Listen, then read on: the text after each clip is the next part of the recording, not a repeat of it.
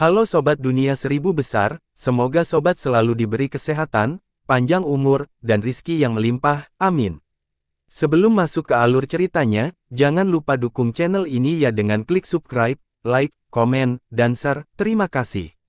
Mari kita lanjutkan perjalanan, Ji Hao. Setelah mengubur para prajurit yang gugur dalam pertempuran, pasukan yang bermigrasi dari klan Gunung Rong melanjutkan perjalanan mereka. Pasukan kecil yang terdiri dari 800 prajurit budak, 18 prajurit klan Jia, dan seorang prajurit serakah dan bodoh yang telah menjadi manajer pasukan kecil ini, semuanya telah ditambahkan ke pasukan migrasi klan Gunung Rong. Mereka adalah budak. Mereka telah dijual ke klan Gunung Rong oleh Ji Hao dengan harga yang sangat murah, satu potong kulit. Tambang baja tungsten di wilayah baru yang sangat sulit untuk dijelajahi, sedang menunggu mereka. Pasukan yang bermigrasi dapat bergerak maju dengan kecepatan tertinggi selama 7 jam setiap hari. Sisa waktu digunakan untuk beristirahat, memasak dan makan. Sapi kurin bisa berlari lebih dari 300 mil dalam waktu 1 jam. Dengan kecepatan ini, pasukan yang bermigrasi tiba di daerah dataran tinggi 1000 mil.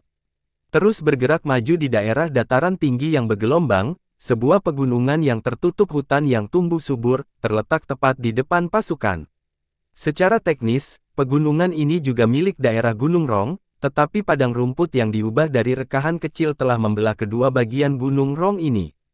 Setelah serangan mendadak, pasukan itu tidak menghadapi ancaman serius lainnya.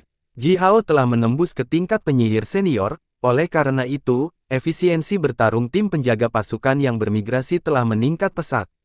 Selain itu, Mark Crow melayang di atas kepala pasukan sepanjang waktu, sambil mencari apapun dari daerah sekitarnya. Ini akan menginformasikan setiap kemungkinan bahaya, baik dari binatang buas atau musuh lain yang tidak dikenal, jauh sebelumnya. Karena semua ini, pasukan yang bermigrasi akhirnya tiba di tujuan mereka semua kecuali dan sehat. Ji Hao memegang belati hitam panjang dan menggosok ujung belati itu sedikit dengan jari telunjuknya. Segumpal bulu serigala hitam bercampur dengan darahnya dibakar di tepi belati. Diiringi dengan suara swooshing, lebih dari 10.000 serigala gading yang tingginya 1 zang, bergegas keluar dari lembah yang ada di depan pasukan, sambil melolong. Api biru yang aneh menyembur keluar dari tubuh mereka, dan menyembur tanpa henti dari lubang hidung, rahang, dan telinga mereka.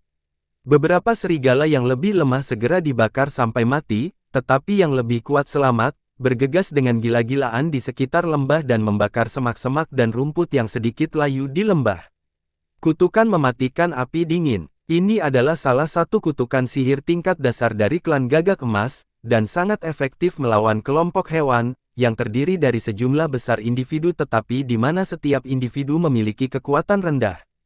Di Istana Magi, Ji Hao telah mempelajari mantra tingkat lanjut dari kutukan mematikan api dingin ini. Pada slip batu giok, tempat mantra ini tertulis, Ji Hao telah menemukan catatan kaki yang menunjukkan dengan jelas bahwa asal-usul mantra ini adalah klan Gagak Api dari Southern Wastelen.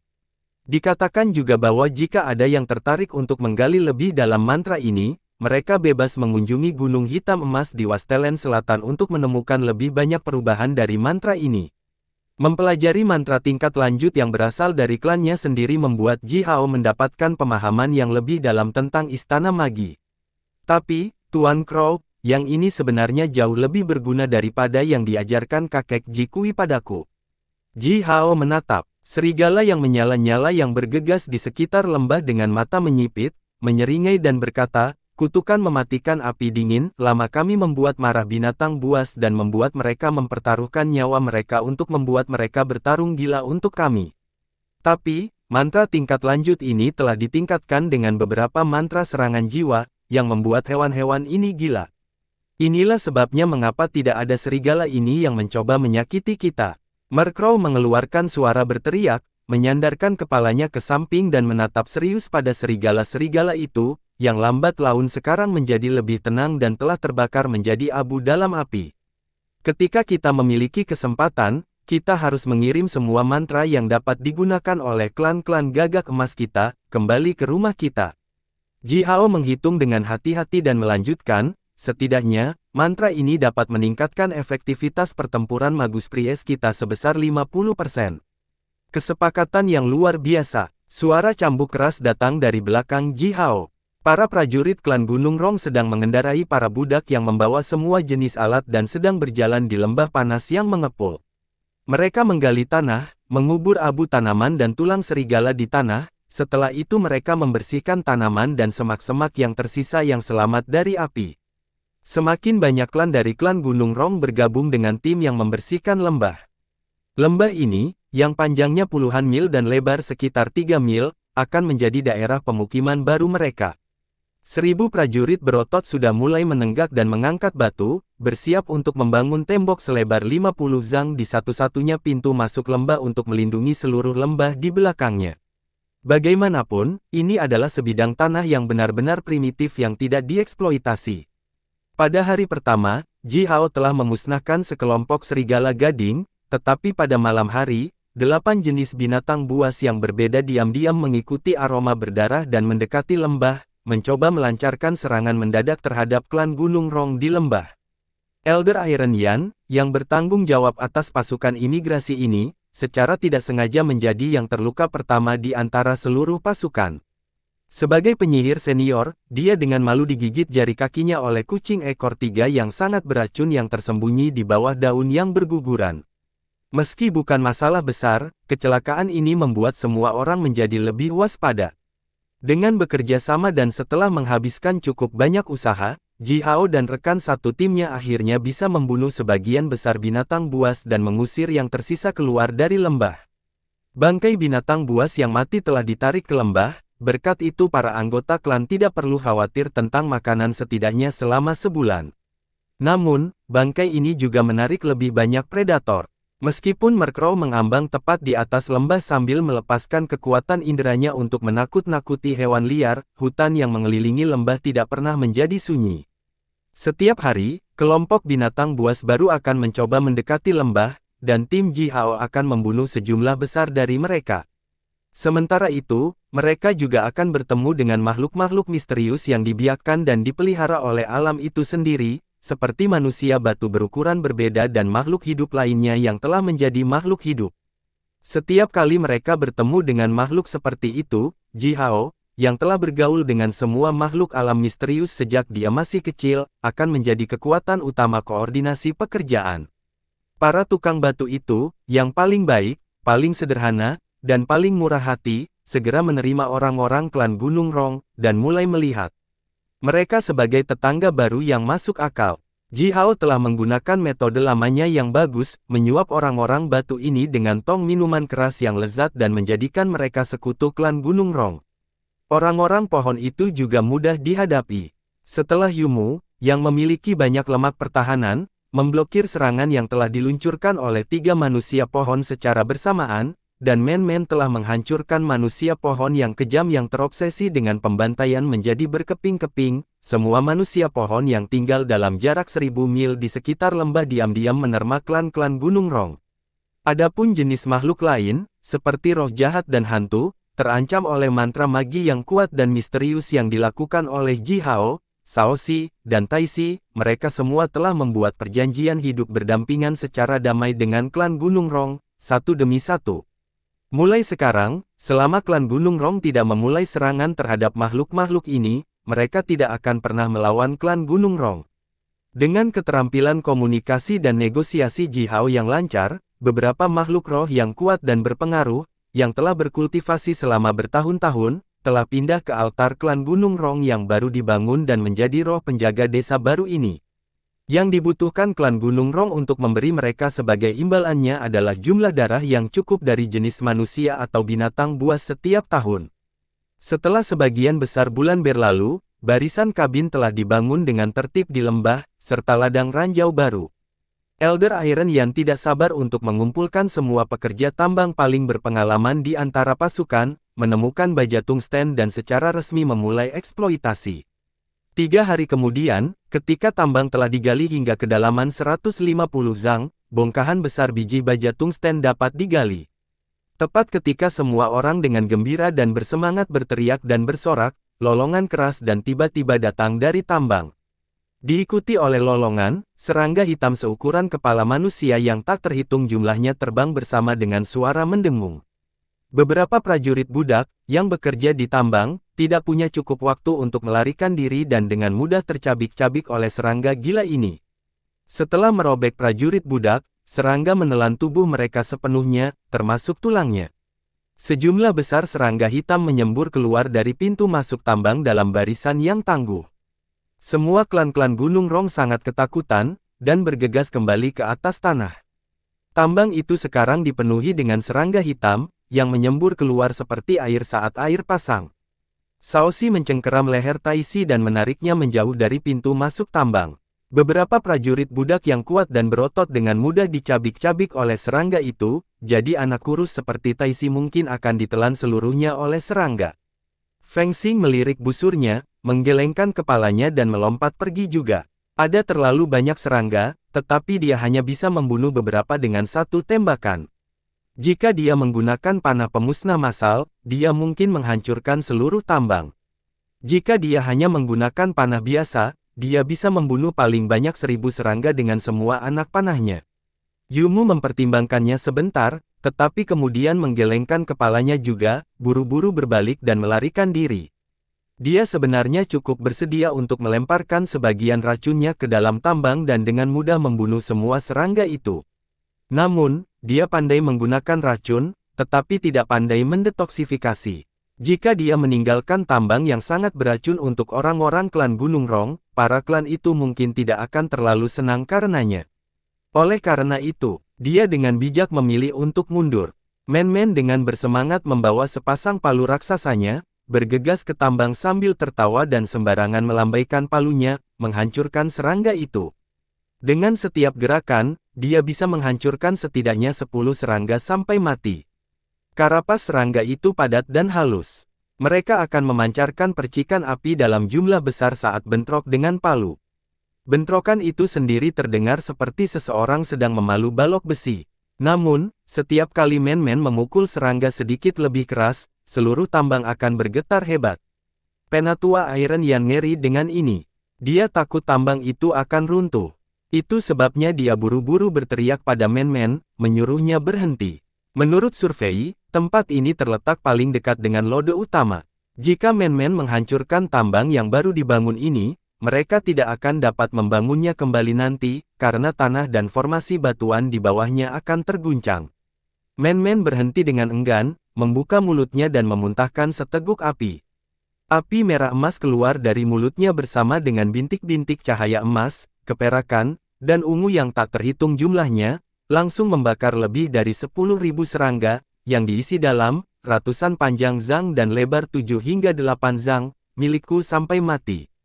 Daging dan darah serangga itu dibakar menjadi abu. Hanya karapas mereka yang dibakar menjadi cairan merah lengket, mengalir ke tanah di sepanjang celah-celah di bebatuan. Ini, baja tungsten berkualitas tinggi. Teriak Iron Yan, yang digigit oleh hewan berekor 3 yang sangat beracun sebelumnya dan masih memiliki kaki mati rasa dan kaku. Dia tiba-tiba mengeluarkan serangkaian jeritan dan berkata, serangga ini entah bagaimana telah memurnikan biji tungsten dan menyerap baja tungsten, menggabungkan baja dengan karapas mereka. Ah, men-men, jangan membakarnya pada suhu setinggi itu. Melihat aliran cairan merah lengket yang mengalir di tanah di sepanjang bebatuan, Iron Yan hampir menjadi gila. Karapas serangga ini adalah baja tungsten yang sangat murni yang dapat langsung ditempa menjadi senjata setelah menjalani proses peleburan yang sangat sederhana. Tapi, sekarang karapas ini telah meleleh dan bergabung dengan bebatuan dan tanah, sehingga terlalu sulit untuk mengekstraksi baja lagi. Men-men berhenti sejenak, bibirnya yang seperti ceri melengkung ke bawah, lalu membawa palunya, berbalik dan berjalan keluar dari tambang. Dia hanya belajar untuk mengeluarkan api sepanas dan sekuat yang dia bisa untuk memastikan dia segera menjatuhkan musuhnya. Dia belum belajar bagaimana mengendalikan kekuatan dan suhu nyala apinya. Oleh karena itu, dia tidak tahu bagaimana memenuhi persyaratan Iron Yan. Ji Hao menggelengkan kepalanya dan berkata dengan percaya diri, biarkan aku mencoba. Bakar saja mereka mati, ya. Titik lele baja tungsten 2 kali lebih tinggi dari besi biasa. Selama dia mengendalikan kekuatan apinya, menjaganya di bawah titik lele baja tungsten, karapas itu tidak akan meleleh. Ji Hao berjalan dengan tenang ke dalam tambang, menghadapi sekelompok besar serangga yang menukik ke arahnya. Tiba-tiba, api merah keemasan yang mengamuk menyembur keluar dari tubuhnya. Nyala api tidak sepanas nyala api Men-Men dan sedikit lebih dingin dari titik leleh baja tungsten. Serangga hitam itu melesat ke arah Ji Hao. Namun, ketika mereka masih beberapa zang jauhnya dari Ji Hao, aliran api merah emas akan menyembur ke tubuh mereka melalui celah-celah di karapas mereka. Karapas mereka tebal dan padat, tetapi di dalam tubuh mereka, organ dalam mereka sama rapuhnya dengan serangga biasa. Suara letupan datang terus-menerus dari tubuh mereka. Ji Hao melambaikan tangannya dan membawa angin puyuh, menggulingkan karapas kosong yang tak terhitung jumlahnya keluar dari tambang, yang dia tumpuk di area datar ratusan zang jauhnya dari tambang. Ji Hao berjalan ke tambang selangkah demi selangkah. Pada setiap langkah, serangga hitam di tambang dibakar, setelah itu mereka akan digulingkan oleh angin puyuh dan akhirnya ditumpuk di area datar. Yumu berdiri jauh dari tambang dan menatap Ji Hao dengan kaget.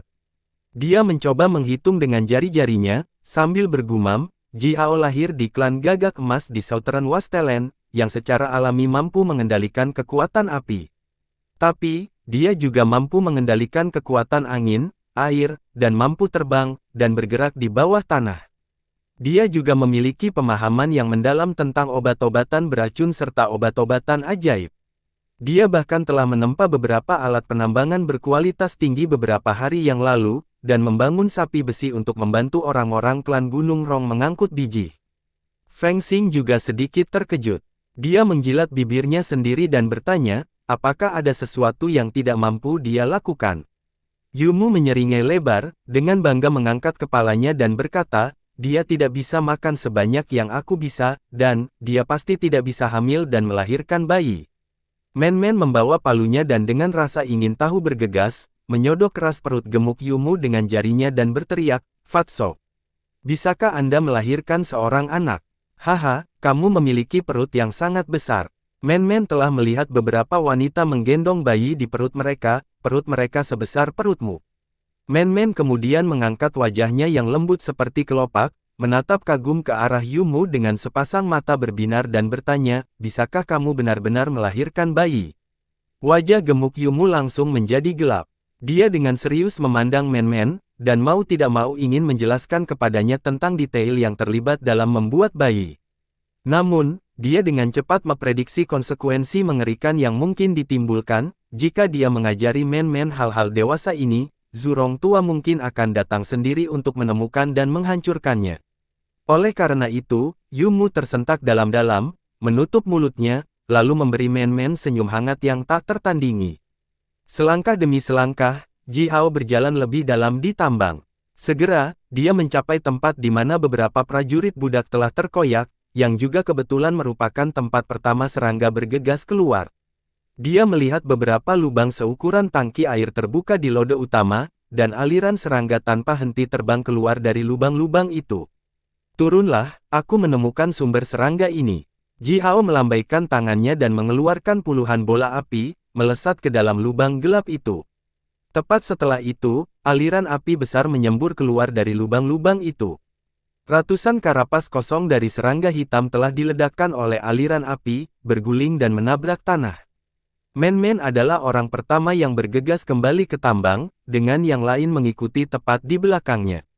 Setelah Ji Hao berjalan di sepanjang pintu masuk yang dibuka oleh aliran apinya sejauh 200 mil, dan telah membakar setidaknya 100.000 serangga hitam sampai mati, jalan tiba-tiba melebar, dan gua bawah tanah selebar lebih dari 10 mil muncul di depan matanya. Serangga hitam yang tak terhitung jumlahnya berkumpul di gua ini, menatap Ji Hao dan yang lainnya dengan mata majemuk hijau bersinar. Serangga yang berkumpul di sini tidak hanya seukuran kepala manusia. Serangga terbesar panjangnya lebih dari 1 zang. Karapas serangga ekstra besar ini tampaknya sangat tebal dan padat, dan dihiasi dengan sejumlah besar pola perak yang rumit dan indah. Dikelilingi oleh semua serangga hitam ini adalah cacing gemuk sepanjang 100 zang yang meringkuk di tanah. Dari ujung ekor tubuhnya, sejumlah besar telur diletakkan terus-menerus. Telur-telur ini akan pecah segera setelah angin bertiup, dan serangga abu-abu akan merangkak keluar dari masing-masing telur. Puluhan jalan liar lainnya terhubung ke gua bawah tanah ini, dari mana sekelompok serangga hitam tanpa henti mengalir ke bawah seperti aliran air. Ini jelas sarang bawah tanah yang besar dan cacing raksasa itu adalah ratu mereka.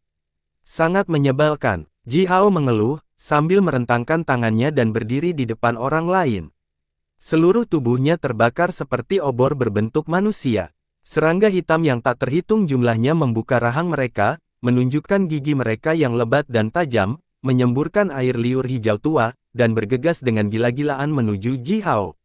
Namun, setiap kali mereka datang pada jarak 100 zang dari Ji Hao, tubuh mereka akan mulai memerah. Jika mereka bergerak puluhan zang lebih dekat, semua organ dalam mereka akan terbakar, menyebabkan tubuh mereka menjadi padat dan kosong, karapas hitam. Bola angin berlumpur yang terlihat muncul di belakang tubuh Feng Xing. Di dalam lingkup itu, siluet kabur terlihat berputar dengan gila dan intens. Setelah kemunculan siluet, aliran angin puyuh kecil yang tak terhitung jumlahnya bertiup dari tanah, menggulung karapas kosong ke atas dan keluar dari tambang. Sekelompok besar orang klan Gunung Rong, memegang semua jenis peralatan, dengan senang hati membawa karapas itu, dan menumpuknya dengan tertib di tanah. Masing-masing dari mereka memiliki wajah yang dipenuhi senyuman. Ratu Serangga, yang meringkuk di tanah, mengangkat tubuh bagian atasnya sedikit, dan menatap Ji Hao dengan kejam, dengan 18 mata majemuk di kepala kecilnya, sambil menyemburkan cairan kental berwarna hijau tua dari mulutnya. Ratu kemudian mulai berteriak melengking. Diikuti oleh suaranya, bahkan lebih banyak serangga bergegas keluar dari puluhan jalur, berdengung dan berteriak, melesat ke arah Ji Hao, tidak menunjukkan rasa takut akan kematian. Serangga besar itu, yang memiliki karapas lebar lebih dari zang, mengguncang tubuh mereka yang berat dan bergerak perlahan menuju Ji Hao. Ketika mereka masih berjarak ratusan zang dari Ji Hao, serangga besar ini akan menggoyangkan sayap mereka dengan intens dan memancarkan gumpalan duri yang berbentuk heliks hitam dan perak. Bersamaan dengan itu, tubuh mereka membengkak dengan cepat. Duri ini hanya 1 kaki panjangnya dan setebal ibu jari, bersinar dan sangat tajam. Seiring dengan suara desir bernada tinggi, duri ini dengan gila-gilaan melesat ke arah Ji Hao. Namun, Men-Men tertawa terbahak-bahak dan melompat ke arah Ji Hao.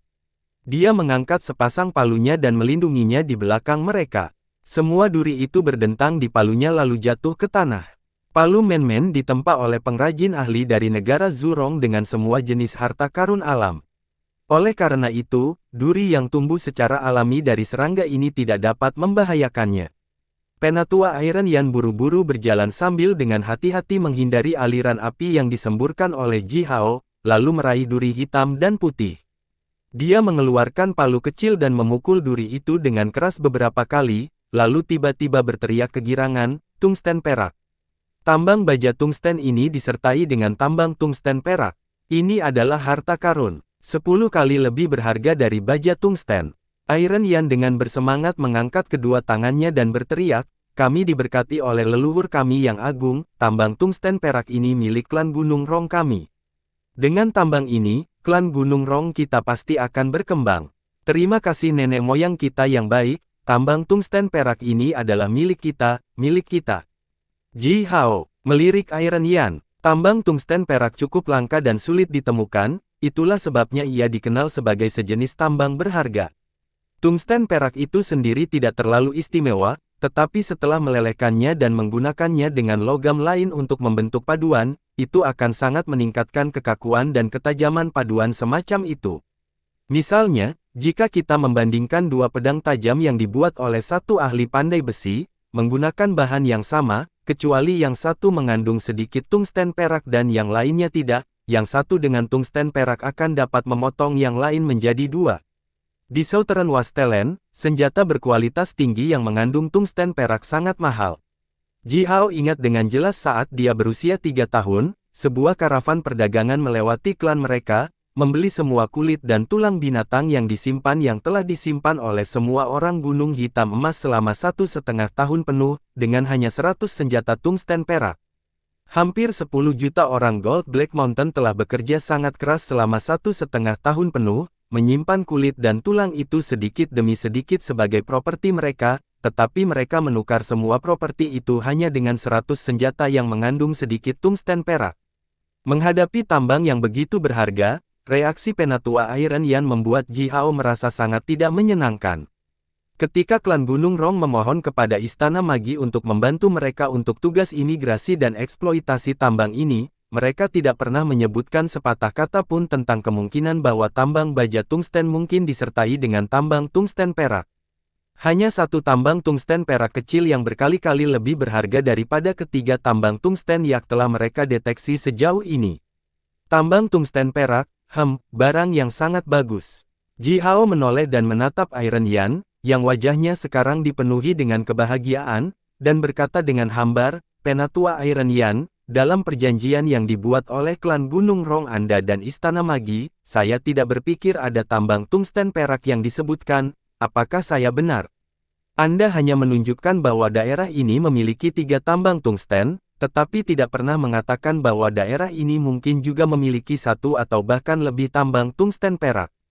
Mata kecil mungil di wajah gemuk Yumu, yang terjepit dengan parah oleh wajahnya, membuatnya terlihat kecil, tiba-tiba muncul seukuran kepalan tangan bayi.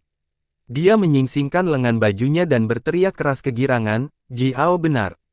Penatua Iron Yan, sekarang Anda harus menaikkan upah kami, naikkan, Anda harus menaikkannya." "Tunggu sebentar, tunggu." Iron Yan dikejutkan dengan kebingungan oleh situasi yang tidak terduga ini. Dia memandang Ji Hao, dan sepertinya tidak tahu bagaimana harus bereaksi, hanya berteriak kembali pada Ji Hao, tapi kita sudah. Men berbalik juga, mengangkat salah satu palunya dan menginjaknya dengan keras ke tanah. Seluruh tambang langsung bergetar hebat. Tanah bahkan mulai bergoyang dan beberapa batu raksasa hampir jatuh dari atas. "Abaku adalah emas api, Zurong. Jika Ji Hao ingin Anda menaikkan upah, Anda harus menaikkan upah. Atau aku akan membiarkan abaku datang untuk berbicara tentang kamu," kata Men sambil dengan bangga mengangkat kepalanya tinggi-tinggi. "Kakakku telah mengatakan bahwa tidak ada yang boleh berutang uang kepada kita." Iron Yan berhenti sejenak, dan melihat tubuh mungil Men dan sepasang palunya yang besar, yang jauh lebih besar dari dirinya. Seringai di wajahnya tiba-tiba berubah menjadi kecangan, dan dia kemudian berkata, tidak masalah sama sekali. Kita semua harus masuk akal, bukan? Kami benar-benar tidak tahu tentang tambang tungsten perak ini sebelumnya, oleh karena itu, pada awalnya, kami harus mencari tahu lebih banyak informasi tentang sumber daya mineral tambang ini. Ji Hao mengangguk, mengeluarkan aliran api yang lebih besar dari seluruh tubuhnya, lalu berjalan menuju Ratu Serangga, selangkah demi selangkah. Ratu Serangga sepertinya berteriak dengan seluruh kekuatannya. Seiring dengan suaranya, serangga hitam yang tak terhitung jumlahnya melesat ke arah Ji Hao. Namun, tidak satu pun dari serangga itu berhasil mendekati Ji Hao. Ji Hao berjalan perlahan ke arah Ratu Serangga, yang terlalu gemuk untuk bergerak, mengeluarkan belati batu hitamnya, sementara telapak tangannya sendiri merobek, lalu dengan cepat menggambar puluhan simbol mantra aneh di kepala Ratu Serangga dengan darahnya. Darah yang bersinar perlahan merembes ke kepala Ratu Serangga. Setelah itu, Ratu Serangga mulai berjuang dengan intens. Sekitar 10 menit kemudian, simbol mantra yang digambar oleh Ji Hao mengaktifkan kekuatan yang terkandung dalam darah Ji Hao dan meninggalkan bekas budak pada jiwa lemah Ratu Serangga ini, mengubahnya menjadi budak Ji Hao. Ratu Serangga dengan lemah berteriak untuk terakhir kalinya. Diikuti oleh jeritan ini, semua serangga hitam itu, yang dengan gila-gilaan menyerang Ji Hao sebelumnya, tiba-tiba berhenti, dan berbaring dengan tenang di tanah. Ji Hao menepuk Ratu Serangga besar ini, berbalik dan berkata kepada Iron Yan, "Hal besar ini dan anak-anaknya dapat membantumu dengan pekerjaan eksploitasi tambang, kamu dapat memilikinya. Dan kami tidak akan terlalu serakah, kami hanya menginginkan satu set formasi sihir pertahanan yang kuat, dan benteng pertempuran skala kecil yang dapat dipindahkan dan portabel." Cahaya cerdik menyala sebentar di mata Iron Yan. Dia hendak membuka mulutnya dan mengatakan sesuatu, ketika seekor serangga hitam tiba-tiba melesat dari jalan kecil dengan kristal seukuran kepalan tangan yang dipegang di rahangnya. Kristal itu jatuh dari rahangnya dan berdentang keras ke tanah, menyeret perhatian semua orang ke sana. Ji Hao bergerak sangat cepat, bahkan lebih cepat dari Feng Xing. Dia meraih kristal di tangannya di depan penatua Iron Yan. Kristal seukuran kepalan tangan itu berwarna putih gading, hanya setebal setengah inci, dan berbentuk tidak beraturan. Itu tampak seperti daun yang pecah. Namun, itu sangat berat, hanya sepotong kecil seperti ini yang beratnya setidaknya 5.000 batu. Seorang penyihir pemula tingkat dasar biasa hanya bisa memegang 2 keping kristal seperti ini pada satu waktu, menggunakan semua kekuatannya. Begitu telapak tangan Ji Hao menyentuh kristal ini, dia merasakan aliran kekuatan yang sangat padat menyembur ke tubuhnya melalui telapak tangannya. Kekuatannya murni dan hangat, dan terasa seperti anggur yang telah berada di ruang bawah tanah selama lebih dari 100 tahun. Aliran kekuatan ini bahkan telah membawa Ji Hao rasa nikmat yang magis. Kristal ajaib kelas tertinggi, kata Ji Hao, setelah batuk. Ji Hao telah melihat kristal esensi api tingkat tertinggi di lembah aliran dingin di dalam Wastelen Selatan. Kristal esensi api sebenarnya adalah kelas kecil yang termasuk dalam kisaran kristal sihir sistem kekuatan api.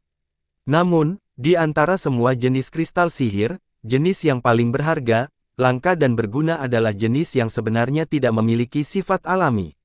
Apa yang dimaksud dengan ini adalah bahwa kekuatan yang terkandung dalam kristal ajaib semacam ini bukan milik sistem kekuatan api atau jenis sistem kekuatan khusus lainnya. Namun demikian, tidak peduli sistem kekuatan mana yang memiliki afinitas alami dengan kekuatan Anda sendiri, Anda dapat menggunakan kristal sihir yang beradaptasi dengan semua ini untuk membantu kultivasi Anda. Anda akan dapat menyerap kekuatan dari kristal ajaib semacam ini. Sepotong kristal sihir yang beradaptasi semuanya bernilai 10 kali lebih tinggi daripada jenis kristal sihir khusus lainnya dengan kualitas dan kemurnian yang sama dengan dirinya sendiri.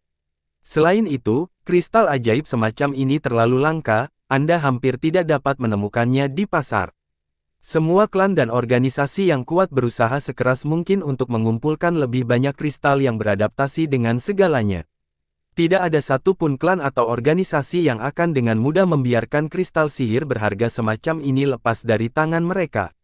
Sepertinya aku ingat bahwa tambang tungsten perak kebetulan disertai dengan tambang kristal ajaib, gumam Yumu. Dia telah belajar cukup banyak tentang semua jenis ranjau dan kristal ajaib di Istana Magi, tapi, bukan kristal ajaib beradaptasi dengan semua kelas tertinggi ini. Kupikir hanya beberapa jenis langka tambang logam kelas tertinggi lainnya yang bisa disertai dengan kristal sihir yang beradaptasi semua, bukan? Petik 2. Ji Hao menggelengkan kepalanya, menimbang potongan kristal ajaib ini di tangannya, lalu menggeram dalam pada ratu serangga, yang sudah menjadi budaknya. Serangga hitam yang baru saja melesat keluar dengan potongan kristal ajaib yang dipegang di rahangnya mengeluarkan jeritan melengking, sedikit mengguncang tubuhnya, lalu berbalik dan dengan cepat terbang kembali ke jalan dari mana dia berasal. Ji Hao, semua anggota timnya, Iron Yan dan puluhan klan-klan Gunung Rong buru-buru mengikutinya, berlari ke jalan setapak, dan bergegas di belakang serangga hitam itu. Setelah bergegas di sepanjang lereng ke bawah sekitar 300 mil, jalan itu berangsur-angsur menjadi lebih tipis dan sempit. Jelas, jalan ini baru-baru ini dibuat oleh serangga hitam. Setelah berjalan 5 hingga 600 zang lagi di sepanjang jalan sempit, gua lain yang lebarnya 100 zang, muncul di depan semua orang. Gua itu dipenuhi dengan kekuatan alam yang sangat padat. Kabut tebal putih susu berkumpul menjadi sungai yang tampak seperti susu asli dan berputar perlahan di dalam gua. Cahaya putih ajaib menerangi seluruh gua. Cahaya ini berasal dari potongan kristal sihir putih seukuran kepala manusia, yang tersebar tebal di dinding batu gua. Beberapa dari kristal ajaib ini berwarna lebih terang, dan beberapa lebih gelap. Rupanya, mereka berada dalam kualitas dan kemurnian. Di dinding batu yang paling dekat dengan pintu masuk, sepotong kristal ajaib memiliki celah di atasnya dan bentuk celahnya mirip dengan potongan kristal ajaib yang lebih kecil yang dipegang di tangan Ji Hao. Jelas, potongan kristal ajaib ini secara tidak sengaja digigit oleh serangga hitam. Tepat ketika ia merobohkannya keluar dari dinding, serangga hitam ini pasti mendengar panggilan ratunya, oleh karena itu, ia buru-buru bergegas keluar dengan sepotong kecil kristal ajaib yang dipegang di dalam rahangnya. Seluruh tambang kristal ajaib beradaptasi dengan semua kelas tertinggi. Ji Hao tersentak kaget, berbalik dengan tatapan serius ke arah Iron Yan, dan berkata, "Penatua, saya pikir kita harus benar-benar membicarakan ini. Tambang ini mungkin membawa bencana yang merusak klan Gunung Rongmu, percaya atau tidak?" Wajah Iron Yan bergerak-gerak intens. Dia memegang palu kecilnya, terhuyung-huyung ke dalam gua, dan menarik napas dalam-dalam. Yang terlihat, kabut putih susu tebal yang telah mengembun dari kekuatan alami murni, berubah menjadi dua pusaran kecil dan tanpa henti berdesir ke dalam tubuhnya. Kekuatan alami yang terkandung dalam sepotong kecil kristal ajaib yang dipegang di tangan Ji Hao, sama dengan jumlah total kekuatan yang dimiliki oleh junior magus tingkat puncak, yang telah membangkitkan 100 meridian, masing-masing dipenuhi dengan kekuatan. Ini berarti bahwa itu sepotong kecil kristal ajaib ini cukup untuk membiarkan seorang prajurit manusia biasa dengan lancar berkultivasi sampai ke puncak tingkat junior magus. Selain itu, kekuatan yang terkandung dalam kristal seperti itu sangat murni dan padat, yang akan menghasilkan kultivasi seseorang menjadi lebih cepat setidaknya 10 kali lipat jika dibandingkan dengan yang lain. Di gua bawah tanah ini, lebih dari 1000 kristal ajaib seukuran kepala manusia terekspos di dinding batu. Masing-masing dari mereka dapat dipotong menjadi lebih dari 10 bagian yang lebih kecil seperti yang dipegang Ji Hao. Di dalam dinding batu pasti akan ada lebih banyak kristal ajaib yang mirip dengan yang ada di dinding, jika tidak, kekuatan alami di dalam gua tidak akan bisa tumbuh begitu padat. Penatua Iron Yan tersandung ke tengah gua. Tepat di tengah gua ada sebuah lubang, selebar 1 zang dan sedalam 1 kaki. Lubang itu diisi dengan jenis cairan putih dan lengket yang tidak diketahui. Rupanya, cairan putih semacam ini juga merupakan harta alam yang sangat berharga, mirip dengan susu esensi bumi. Itu telah mengembun dari kekuatan alam yang sangat padat dan terakumulasi secara alami selama bertahun-tahun yang tak terhitung jumlahnya. Akan sangat menggunakan cairan semacam ini untuk membantu kultivasi seseorang. Hanya dengan menggunakannya sebagai bahan obat ajaib, nilai sebenarnya akan diperoleh sepenuhnya. Bahan obat ajaib semacam ini terlalu berharga. Itu hanya bisa digunakan dalam obat-obatan magis paling kuat yang mampu menghidupkan bahkan kematian.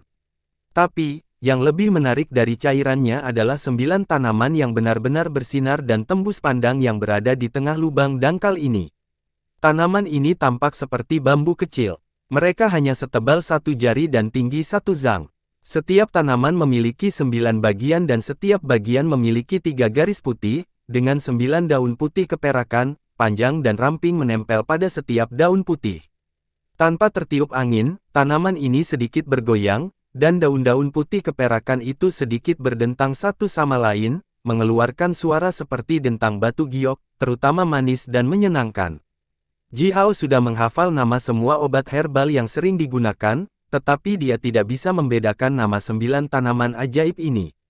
Jelas, entah tanaman semacam ini belum dicatat oleh Istana Magi, atau mereka terdaftar sebagai jenis harta karun alam yang berharga dan kuat dalam buku-buku yang sangat berharga dan rahasia, yang tidak dapat diakses Ji Hao dengan status magangnya saat ini. Secara keseluruhan, semua orang yang hadir dengan jelas menyadari bahwa tanaman yang dapat tumbuh jauh di bawah tanah tanpa terkena sinar matahari dan dalam cairan semacam ini, terkondensasi dari kekuatan alam murni karena Tuhan tahu berapa tahun, hanya dapat digambarkan sebagai bahan obat herbal yang sangat berharga. Ji Hao terbatuk sedikit dan berkata, semua jenis harta alam yang berharga dan ajaib seperti ini hanya dapat dipetik dengan metode khusus. Jika tidak, bahkan kesalahan kecil akan benar-benar merusak 9 bahan obat herbal ajaib ini. Saya pikir kita harus terlebih dahulu keluar dari sini dan memberitahu Istana Magi apa yang telah kita temukan di sini. Kemudian kita bisa mendiskusikan tentang langkah kita selanjutnya. Penatua Iron Yan tiba-tiba mengangkat kepalanya dan berkata dengan ekspresi yang sangat aneh, mengapa kita harus memberitahu Istana Magi? Mengapa? Semua ini milik klan Gunung Rong kami, ini adalah milik kami.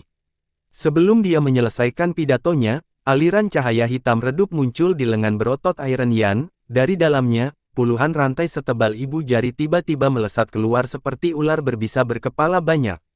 Rantai itu dengan cepat, melilit tubuh Ji Hao dan rekan satu timnya, dengan kuat mengunci semua anggota tubuh mereka. Ji Hao dan rekan satu timnya belum melihat ini datang. Mereka tiba-tiba merasa beban besar telah ditambahkan pada masing-masing dari mereka, dan semua jatuh ke tanah, tanpa bisa bergerak sedikit pun. Penatua Iron Yan kemudian berteriak dengan kasar, segel tambang, semua anggota klan keluar secepat mungkin.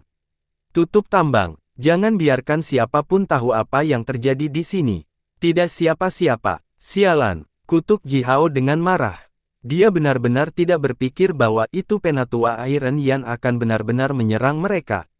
Meskipun dia meramalkan beberapa perkembangan buruk segera setelah dia melihat tambang kristal ajaib ini, dia tidak pernah berpikir bahwa, mengingat situasi saat ini di mana klan Gunung Rong berjumlah lebih sedikit di senior magi, yang membuat mereka lebih lemah dari tim Ji Hao, Elder Iron Yan akan memilih untuk menyerang mereka. Bagaimanapun, di antara seluruh pasukan migrasi klan Gunung Rong, Elder Iron Yan adalah satu-satunya penyihir senior. Meskipun dia tahu segalanya tentang pandai besi, dia hampir tidak bertarung dalam pertempuran nyata. Menurut prediksi Ji Hao, jika Elder Iron Yan memiliki niat untuk memiliki tambang kristal ini untuk diri mereka sendiri dan akan memutuskan untuk menindaklanjutinya, dia masih harus menunggu sampai bala bantuan mereka tiba di lokasi ini. Itu akan memberi Ji Hao banyak waktu untuk menyampaikan pesan ini kepada Wulong Yao dan tetua lain dari Istana Magi. Namun, Iron Yan segera mengambil tindakan. Selain itu, dia memiliki harta sihir warisan yang begitu kuat, tersembunyi di dalam tubuhnya.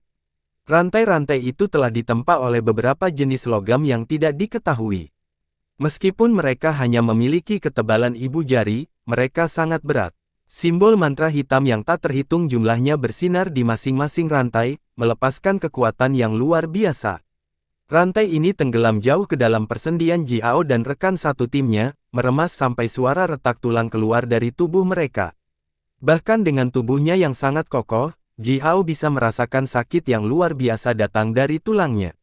Ini sebenarnya bukan masalah besar bagi Ji Hao, tetapi yang termiskin di tim sebenarnya adalah Taisi.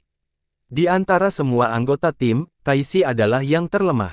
Rantai, yang telah mengunci semua sendinya, tiba-tiba mengencang, bersamaan dengan itu, dia melolong hebat dan semua tulangnya terjepit, mematahkan persendiannya sedemikian rupa sehingga anggota tubuh dan tubuh bagian atasnya bahkan berputar dengan cara yang aneh.